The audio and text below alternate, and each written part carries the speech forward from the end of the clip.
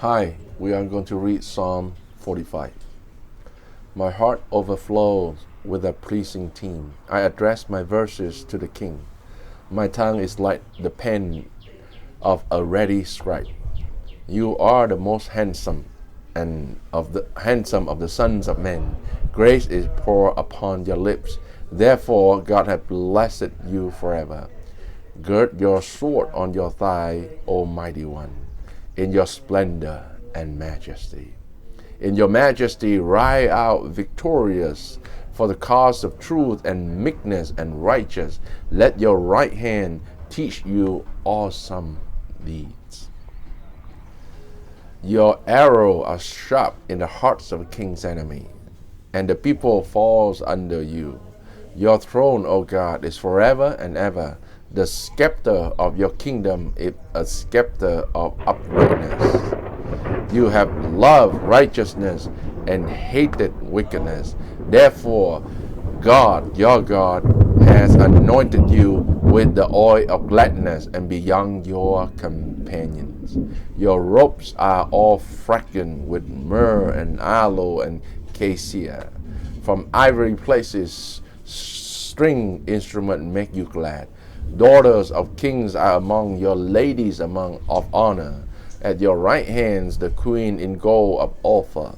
Hear, O daughter, and consider and incline your ears. Forget your people and your father's house, and the king will desire your beauty. Since he is your Lord, bow to him. The people of Tyre will seek your favor with your gift. The richest of people. All glorious is the princess in her chamber, with robe interwoven with gold.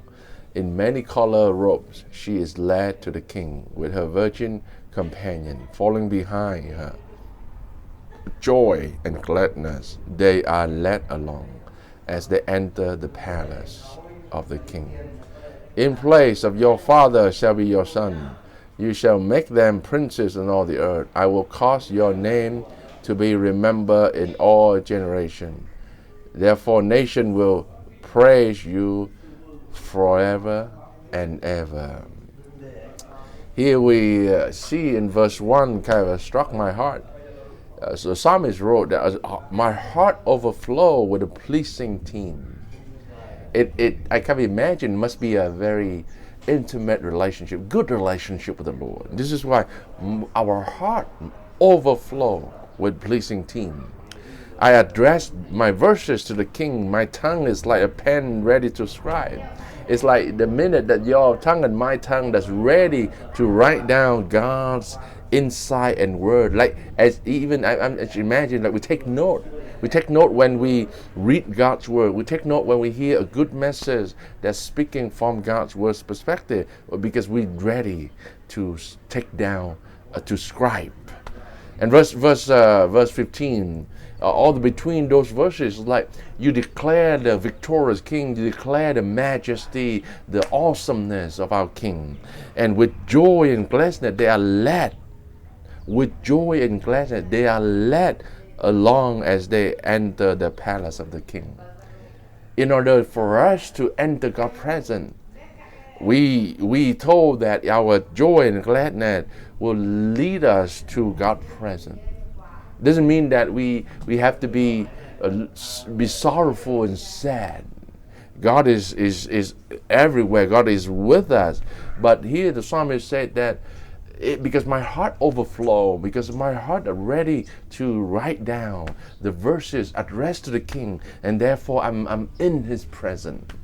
And I will cause your name to be remembered in all generations. When people seem to remember the name of the Lord, when they see God's people is joyful and rejoicing even in the midst of trouble, because people of God know that God is on their side. God is the mighty warrior. God is the victor. And therefore nation will praise you forever and ever. I hope our gladness and our joy are led along as we enter the palace of the King. I will see you next time.